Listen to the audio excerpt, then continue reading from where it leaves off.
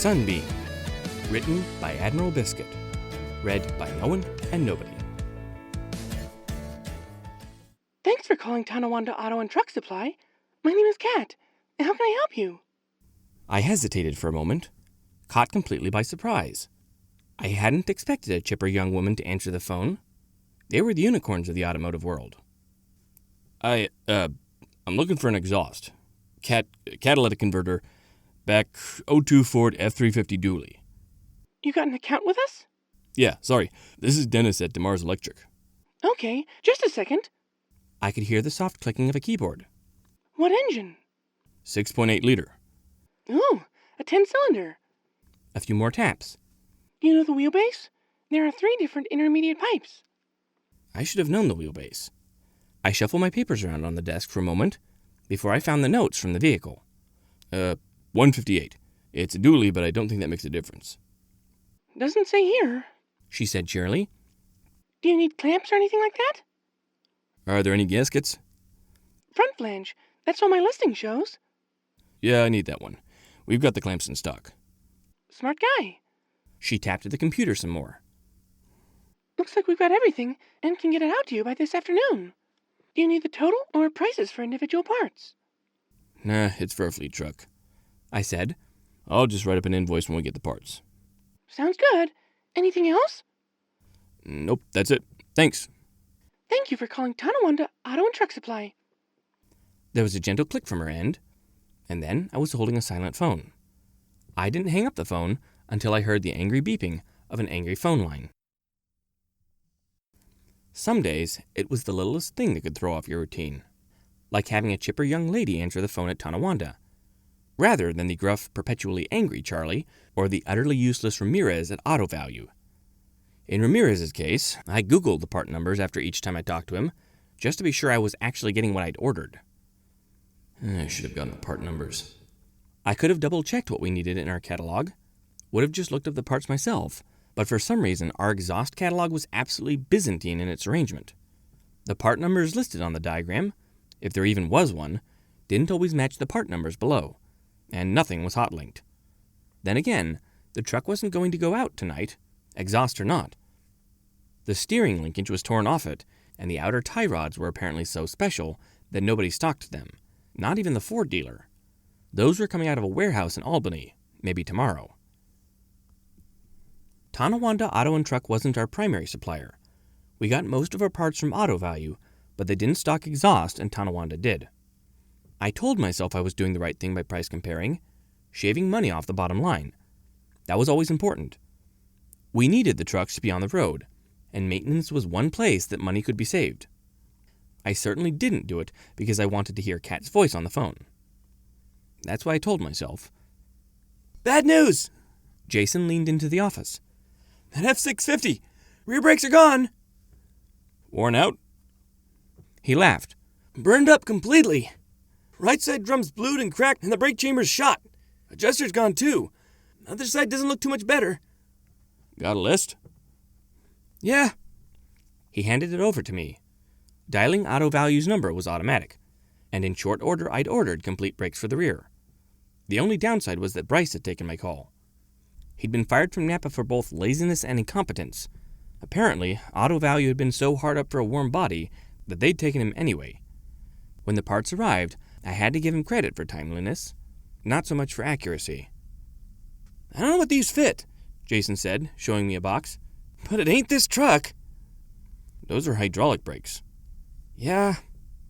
This truck has air brakes. Yeah. How do you screw that up? Must have looked them up for a 350. Or else he can't read part numbers. I muttered and went back to the computer. I can't get them until tomorrow, Charlie said. I'll run them right over after we get our delivery. Let me call you back. That wasn't good enough. That 650 had a bulldozer to pull, and it was the only truck we had that could hook up to the trailer. The dealer might have the parts, but they'd cost a fortune, and I'd get yelled at by the boss, as if it was my fault that Bryce was a moron. There was one more avenue to pursue, and I picked the phone back up. Thank you for calling Tonawanda Auto and Truck Supply. This is Kat. Dennis at DeMars Electric. Got a fun one for you. You guys sell air brakes? I could hear her smile. We've got truck right in our name. All right. I gave her a quick rundown of what I needed. Got it all. You want me to run it out? Please. Got it. There was a brief pause. Okay, done. As soon as they get off their tails in the warehouse, we'll get it out to you.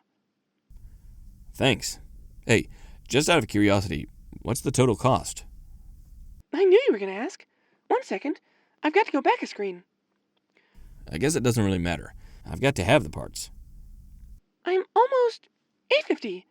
Well, $8.49.82. That's cheaper than auto value. You ought to buy brakes from us then. Yeah, I ought to. Usually, when the boss showed up in the morning, it was to yell at someone, and this time it was my turn to get yelled at. He got right to the point. I got a call from Charlie. Says you're not ordering brake parts from them anymore. I know that our drivers aren't making them last any longer. So what's up? Donawanda's got them cheaper. Are they really, though? I made a list. It had been a slow day. You can see for yourself. Huh. I could see him doing some mental calculations. Even with our kickback from auto value, we'd still be saving money. Yeah. But they're farther out, so it takes longer to get them. Sure, but they're the right parts when we get them. Remember Bryce from Napa? What's he got to do with it? Working at auto value now. The same Bryce who doesn't know the difference between 5/8 and 5/16 line? Yeah, well, he also doesn't know the difference between hydraulic and air brakes. I told him about the fiasco with the 650. Kat hooked us up, though. Kat? Their new parts girl. She's pretty good. You got a crush on her? I've never even seen her.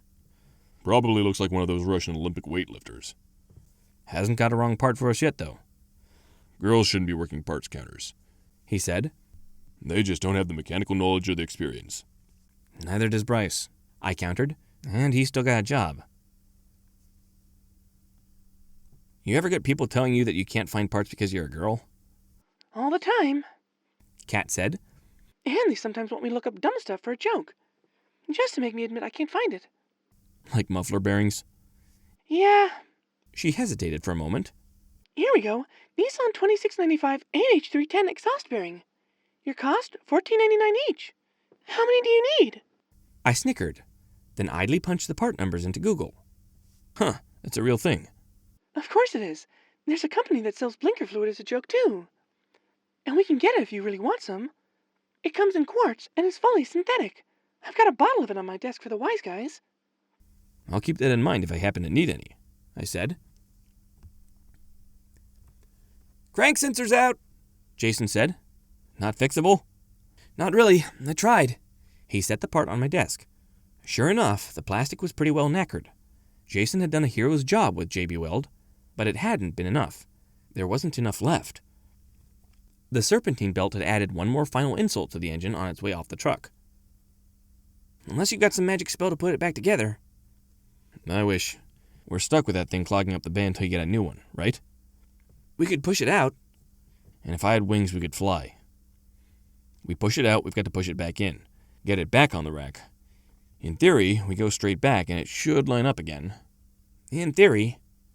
I tossed the broken crank sensor to Jason and picked up the phone. Maybe I can't do magic, but I might be able to work a miracle. I no longer had to look up their number. Tonawanda Auto and Truck. This is Kat. Hey, it's Dennis. Hi. You sound like you're in a jam. I do? Yeah, your voice. I can hear the stress. Maybe you can be my savior then. I'll see what I can do. What you got? Crank sensor on an 06 F250 6.0 diesel. Oh, that sounds like fun. The serpentine belt came off. Took it out. Didn't know till Jason tried to start the truck. And you need the truck to be on the road tomorrow. Not really, I admitted. But I do need the bay, and neither of us is in the mood for pushing a loaded truck. Well, good news for you. I am your hero. Got one. Got the pigtail for it, too. I bit my lip. If the belt took out the sensor, it must have smashed the pigtail. Jason might not have noticed. He could have overlooked that while he was trying to piece the shattered remains of the sensor back together. You know, you probably just saved my tail. Better send that out, too. Always happy to help. She said cheerfully. Catch you next time, Dennis. You too, Kat. The pigtail had been destroyed. I could have yelled at Jason for missing it, but I didn't. I sent a pizza to Tonawanda right around lunchtime, then spent the rest of the afternoon wondering if I might be approaching creepy stalker territory. Or maybe I had already crossed into it. For an entire week, there were no surprises. Routine maintenance on several trucks, a transmission got pulled and sent out to our rebuilder. And sometimes I wondered if she might think I was avoiding her, or maybe I was overthinking it. Maybe lots of shops send pizzas for lunch when the parts people protected us. Jason was putting the finishing touches on a 10K service, and I heard the truck rumble to life, followed by a stream of invective. I wasn't surprised. That was our oldest pickup and ought to have been put to pasture years ago.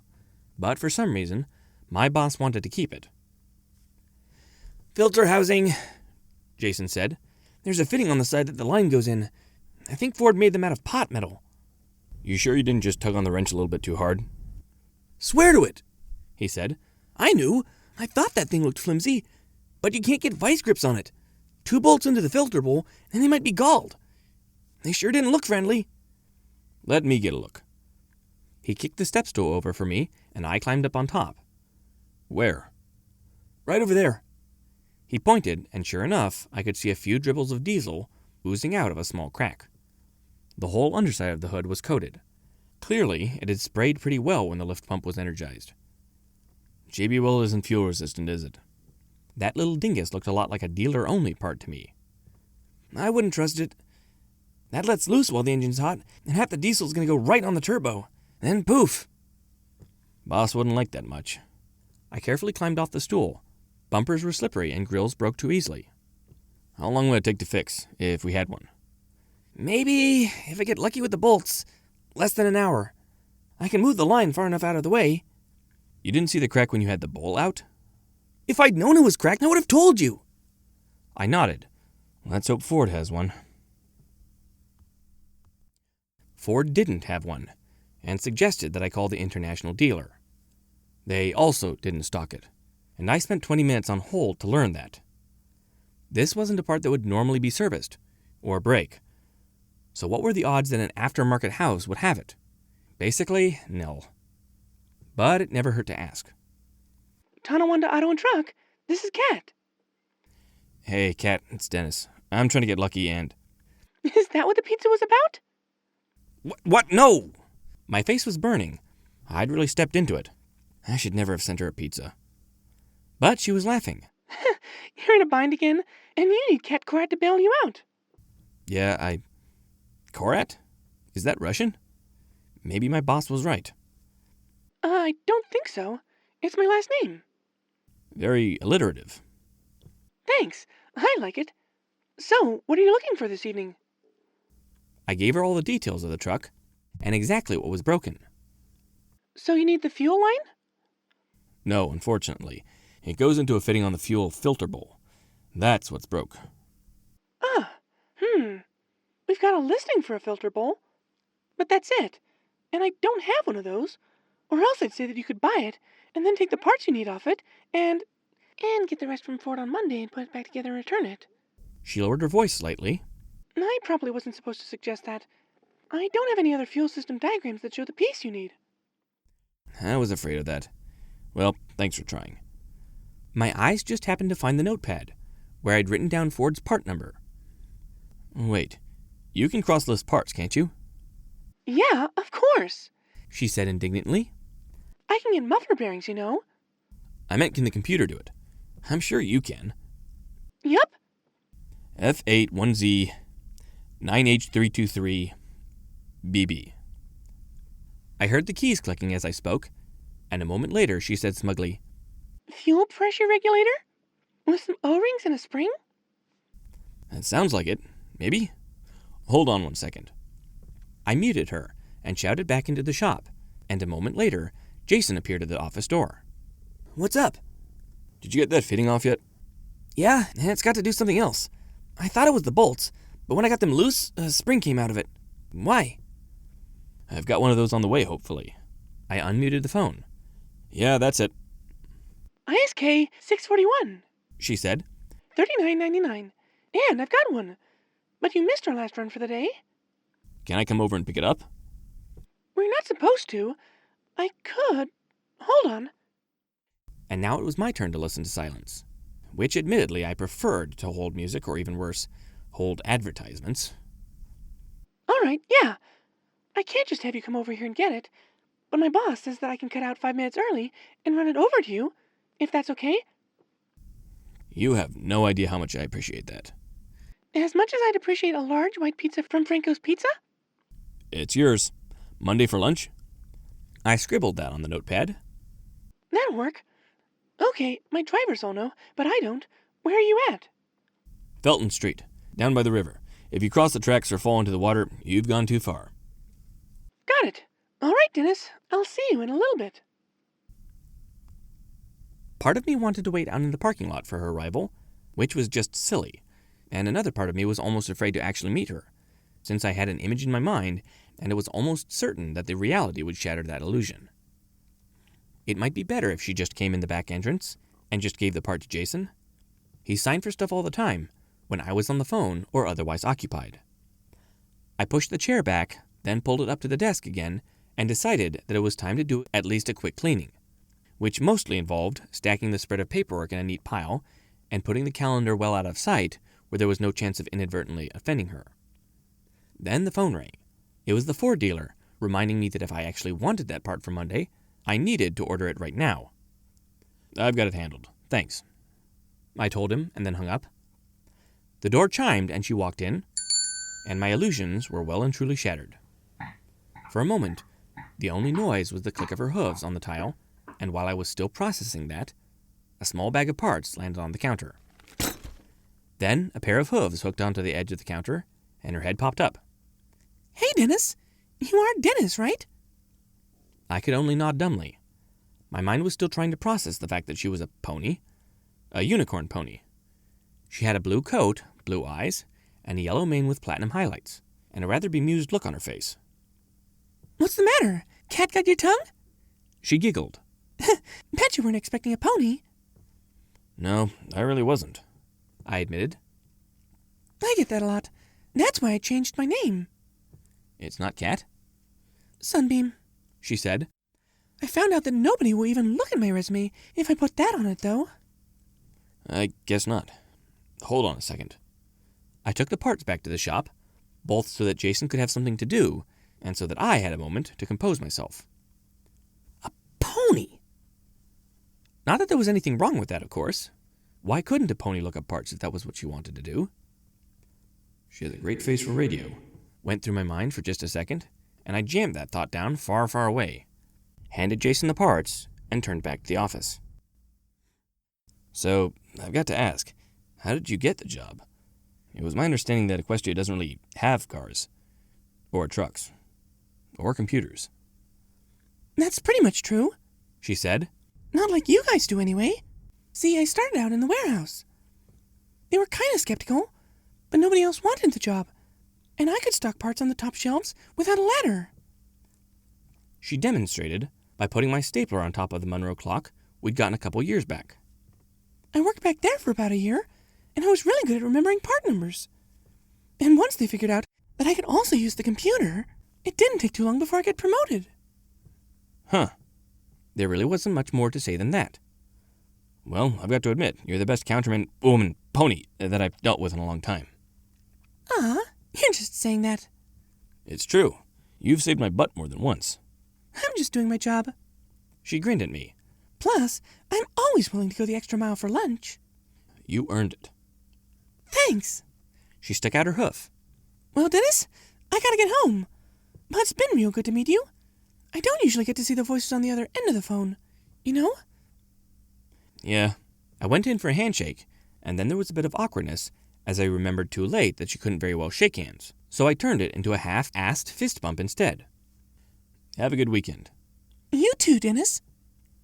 I watched out the window as she got into a banged-up Caliber that was missing a rear hubcap and drove off out of our parking lot. Then I went back into the shop to see how Jason was coming along on the fuel bowl.